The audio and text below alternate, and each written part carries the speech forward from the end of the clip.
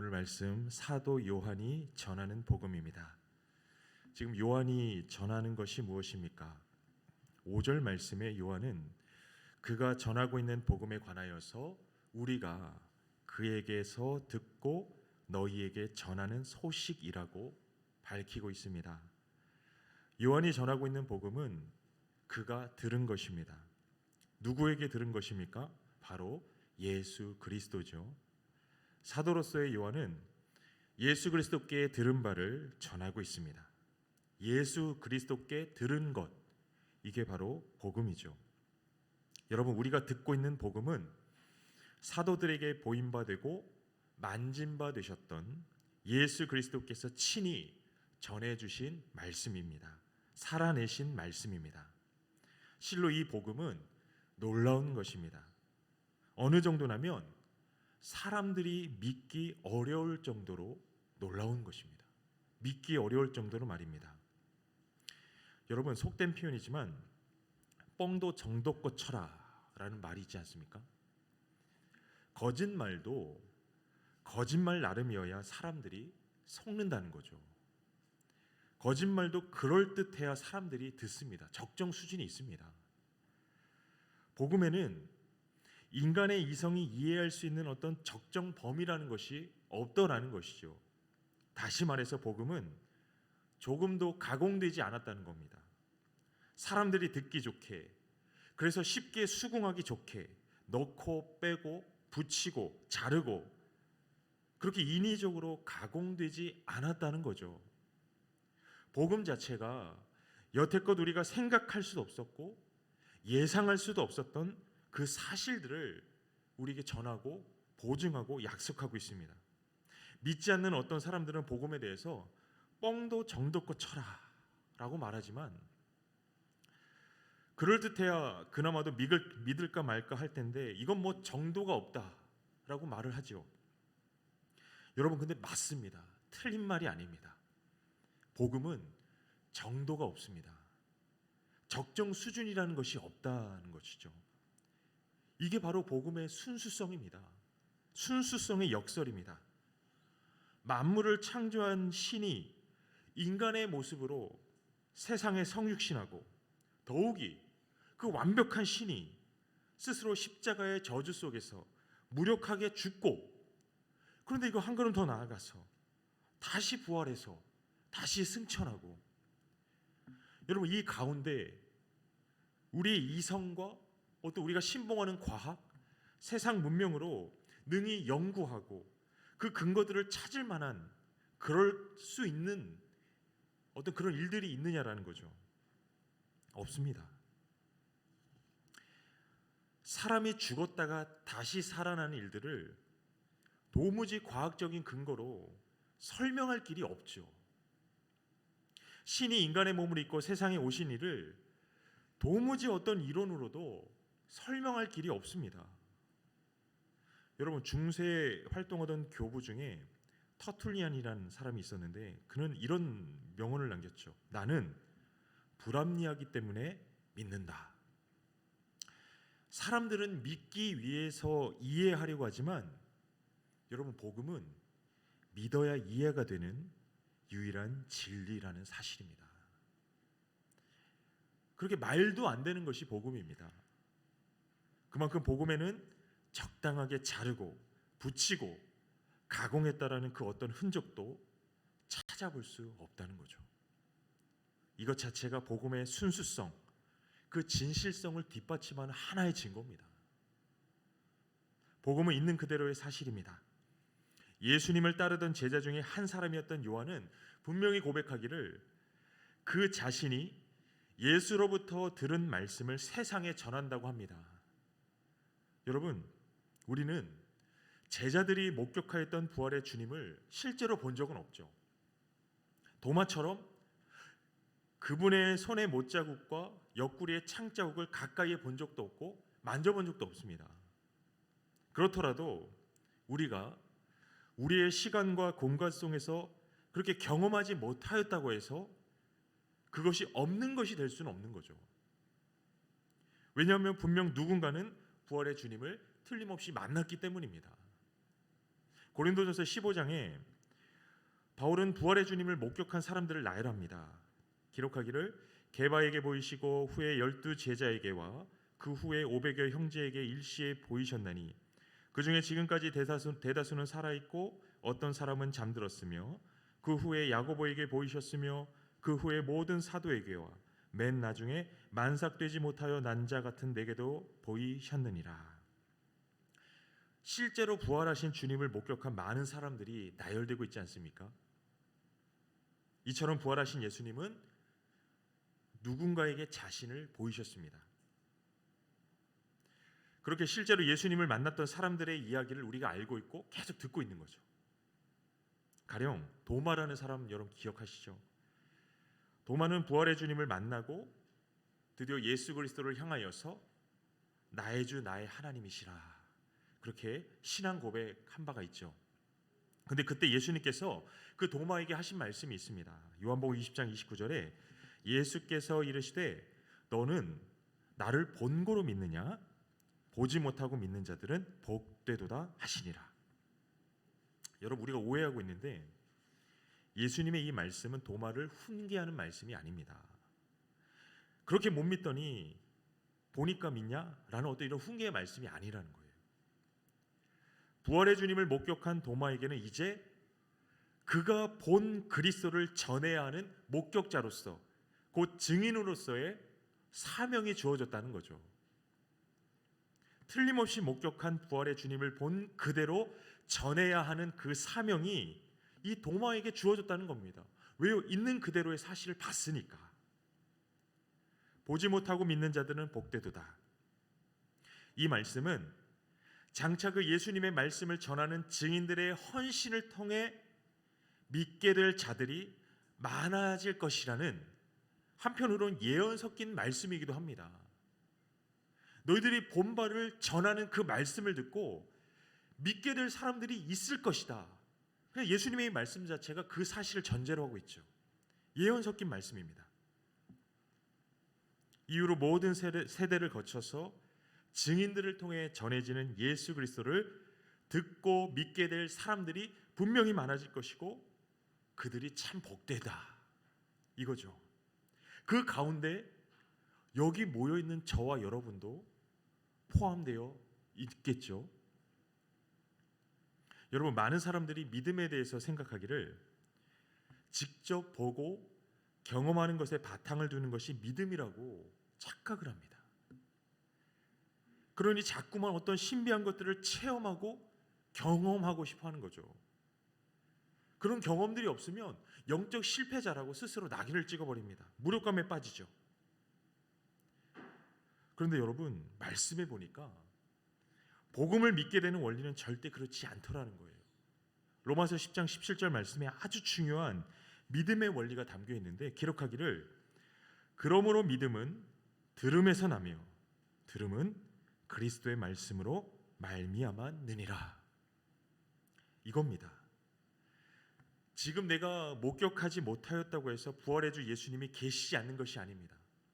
틀림없이 이 광활한 시간과 공간의 어느 시점, 그 어느 곳에서 예수님은 부활하셨고 또 부활의 예수님을 만난 이들이 있었죠. 그들은 성령으로 예수께 들은 말씀을 전하였고 그 말씀이 마침내 오늘날의 성경으로 이루어지므로 주님이 다시 오실 그날이 이르기까지 세계 구석구석에 계속 뻗어나갈 겁니다. 그러니 여러분 자꾸만 직접 보려고 하고 경험하려고 하지 마시라는 겁니다. 믿음의 주요한 원리는 듣는 것입니다. 듣는 것. 주님께 직접 말씀을 들었던 증인들이 전하는 그 예수의 말씀을 들음으로 우리는 믿음의 사람으로 강건해져 갑니다. 이거면 충분하다는 거죠. 여러분 복음을 듣는 것이 얼마나 놀라운 효력을 일으킵니까? 빛이 우리에게 임하였고 우리는 들음으로 해서 그 빛에 노출됩니다. 전에는 어둠에 눌려있던 우리 자신들이 이제는 들음으로 그 빛에 노출되고 그 빛 안에 거하게 되는 거죠. 참여하게 되는 겁니다. 여러분 복음을 듣는다는 것은 곧 그 빛에 거하는 것입니다. 그런데 여러분 생각해 보십시오. 빛이 있으면 그 빛이 우리를 적나라하게 비추고 있다라면 어떻게 되느냐라는 거죠. 다 보이지 않겠습니까? 다 보이겠죠. 전에 어둠 속에서는 보이지 않던 것들, 아니 볼 수 없었던 것들이 이제는 그 빛 안에서 다 드러나는 거예요. 다 보게 되는 겁니다. 여러분, 복음을 듣는다는 게 이와 같다라는 겁니다. 복음을 들으면 곧 전에 완전한 어둠이었던 우리의 삶에 빛이 비치는 것입니다. 이때 그 빛 안에서 보이는 것들이 뭐겠냐라는 거예요. 여태껏 이 죄의 굴레에 짓눌려서 보지 못했던 것, 먼저는 하나님이 보이겠죠. 하나님. 그리고 또 한 가지, 우리 자신이 보일 겁니다. 여러분, 역설적이게도 빛이 우리에게 비치면 가장 먼저 우리는 두려운 심정을 갖게 되더라는 거죠. 빛을 만났던 사람들의 고백에 여러분 귀를 기울여 보십시오. 이사야 선지자는 여호와의 빛을 보고 이렇게 고백했습니다. 화로다 나여 망하게 되었도다. 아니, 하나님을 만났는데 왜 죽는 소린가? 이상하지 않습니까? 그런데 논리적으로 생각해 보면 이게 맞다는 거죠. 우리가 복음을 들음으로 우리에게 빛이 비칠 때 전에 보이지 않던 것들, 곧 하나님이 보이기 시작한다고 말씀드렸죠. 그리고 우리 자신이 보이기 시작한다고 말씀드렸습니다. 여러분, 하나님은 어떤 하나님이십니까? 완전한 하나님이십니다. 말 그대로 완전한 하나님. 오늘 본문 속의 요한의 증언처럼 하나님은 어두움이 조금도 없으신 그 하나님입니다. 완전한, 그냥 우리의 언어로 다 담아낼 수 없는 완벽한, 한치의 흠이 없는 그 하나님이라는 거죠. 반면에 우리 인간은 어떻습니까? 어둠 속에서는 보지 못했는데 이 빛 앞에 서 보니까, 복음이라는 이 빛 앞에 서 보니까 정말이지, 죄송한 말씀이지만 엉망진창인 우리의 영적인 상태를 마주하게 된다는 거죠. 이 정도면 괜찮은 줄 알았는데, 나도 이만하면 그래도 흠없는 사람인 줄 알았는데 한참 착각이더라는 거예요. 완전한 하나님 앞에서 모든 것에 있어서 뒤틀리고 망가져버린 우리의 영적인 자아상을 볼 때 여러분 어떻겠습니까? 어떤 심정이겠습니까? 당연히 두려울 수밖에 없겠죠. 그러나 여러분, 이 두려움은 그냥 공포가 아닙니다. 경외심이라고 합니다. 경외. 누구든 나보다 낫다고 여겨지는 그 앞에 서면 그를 우러러보게 되고 경외심을 품게 되는 게 당연하죠. 쇳덩어리 인생이 완전한 하나님 앞에 서면 그 말로 표현할 수 없는 그 서스라치는 경외심에 잠기게 된다는 거죠. 정말 우리 안에 이 경험이 있는지 우리가 한 번쯤은 돌아봤으면 좋겠습니다. 당연한 반응이죠. 이 두려움을 내가 여태껏 수십 년을 신앙생활을 해오면서 경험해 봤었는가? 그 짜릿함을. 여러분, 중요한 것은 거기에서 비전이 발견된다는 사실입니다. 거기에서 우리가 회복해야 할 주의 형상이 보여진다는 거죠. 여러분, 성경이 우리에게 제시하고 있는 비전이 무엇입니까? 그저 교세가 확장되고 교회 건물이 커지는 그런 것? 여러분, 그런 걸까요? 성경이 제시하는 비전이란 그것들은 초월하는 거죠. 우리 자체가 하나님 같이 되는 겁니다. 우리 공동체가 하나님 같이 되는 겁니다. 독생자를 이 땅에 보내신 하나님의 열망이 무엇이었습니까? 한마디로 말하면 구원이지 않습니까? 구원을 다른 말로 표현하면 새로운 창조, 재창조라는 단어로도 표현할 수 있죠. 하나님은 말씀이신 예수 그리스도를 통하여 우리를 새롭게 창조하기를 꿈꾸신 겁니다. 이제는 죄가 점령할 수 없는 완전한 하나님의 형상으로 우리를 재창조하시기를 열망하신다라는 거죠. 이게 하나님의 비전, 하나님의 꿈입니다. 그리고 그 하나님의 비전을 동일하게 같은 마음으로 품고 바라고 소망하고 열망하는 행위, 꿈꾸는 행위가 여러분 바로 기도라는 거죠. 기도란 우리의 소원, 우리의 소망을 하나님 앞에 고집하는 것이 아니더라는 거예요. 기도란 하나님의 비전이 이루어지기를 열망하고 꿈꾸는 그 행위입니다. 제자들이 예수님께 기도를 가르쳐 달라고 요청했을 때 예수님이 가르쳐 주신 기도가 주기도문이지 않습니까? 이번 신년 특세 때 담임 목사님께서 전해 주실 말씀, 주기도문입니다. 주기도문의 핵심 내용이 무엇입니까? 자기의 기뻐하시는 비전을 이루어 가시는 그 주체가 하나님이심을 인정하는 거고, 하나님의 열망을 따라 그 하늘에서 이루어진 일이 이 땅에서도 우리 처절한 인생 가운데서도 이루어지기를 구하는 것이죠. 이게 기도입니다. 우리의 비전이 아니라 하나님의 비전을 구하고 두드리는 행위가 기도라는 것이죠. 그러니 여러분, 온전히 기도하기 위해서는 무엇이 선행되어야 하겠습니까? 가장 먼저는 하나님이 이루고자 하시는 그 꿈이 뭔가를 우리가 알아야죠. 하나님의 비전을 알아야죠. 그렇다면 하나님이 그리도 이루기 원하시는 비전, 그 독생자를 이 죄로 죽어버린 처절한 세상 가운데 버리시기까지 그렇게 오매불망 이루기를 원하시는 그 비전이, 하나님의 꿈이 무엇이냐라는 겁니다. 구원이죠. 구원, 우리의 구원. 어둠에 갇혀버린, 어둠에 짓눌려버린 우리 인생들을 자유케 하시고 성령 안에서 고치심으로 완전한 하나님의 형상으로 새롭게 하시는 것, 새롭게 창조하시는 것, 이로써 영원 세세토록 하나님이 자기 백성과 동거하며 영원히 찬양과 영광 받으시는 것, 이게 하나님의 비전, 하나님의 꿈이라고 성경이 우리에게 보여주고 있습니다. 우리는 바로 이 비전을 날마다 구하고 두드리고 간구해야 하는 것이죠. 사랑하는 성도 여러분, 기억하십시오. 우리가 이토록 놀라운 하나님의 비전의 일원이 되려면 가장 먼저는 완전하신 그 하나님 앞에서 허물 많은 우리의 자아상을 마주할 수밖에 없는, 마주해야만 하는 그 절망과 고통이 뒤따른다는 사실입니다. 우리는 막연히 내가 하나님 한 번만 제대로 만나보고 싶습니다 라고 고백하지만, 사실은 하나님을 대면한다는 것은 참 두려운 일입니다.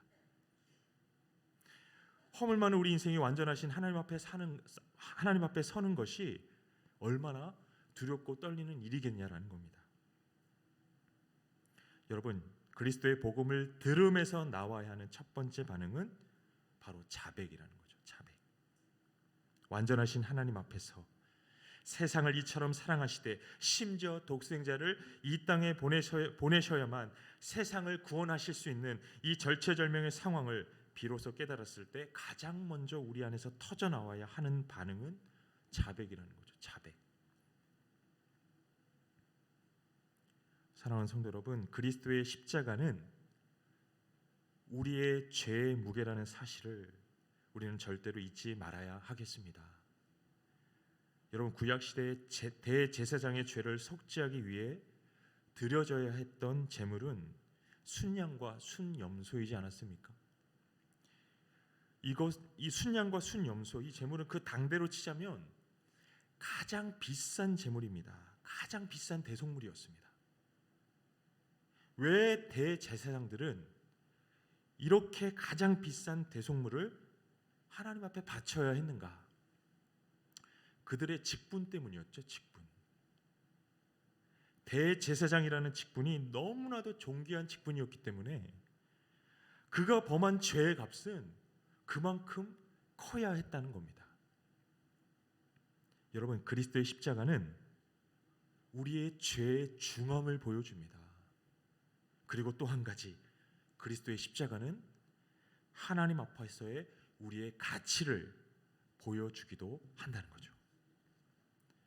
하나님 앞에 너무나도 존귀한 피조물인 인간이 그러한 영적 정체성을 상실해버리고 죄의 나락에 떨어져 버렸을 때 그 죄의 값은 자그마치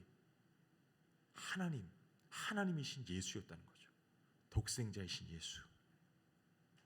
이 사실을 여러분 누가 알 수 있습니까? 이 사실을 누가 깨달을 수 있습니까?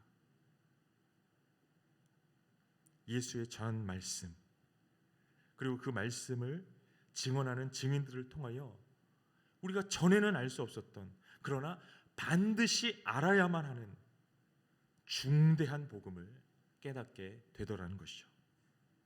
그리고 이 복음은 능력이 있어서 우리를 변화시키시고 새롭게 한다고 성경이 약속합니다. 로마서 1장 16절 말씀에 대해서 이렇게 전하죠. 모든 믿는 자에게 구원을 주시는 하나님의 능력이 바로 복음이라고. 복음은 빗장을 친 채로 움츠려 있던 우리를 생명 가운데로 박차고 나오게 합니다. 그러한 하나님의 능력입니다. 여러분, 가장 위험한 것이 우리 자신 안에 갇히는 거라고 하죠.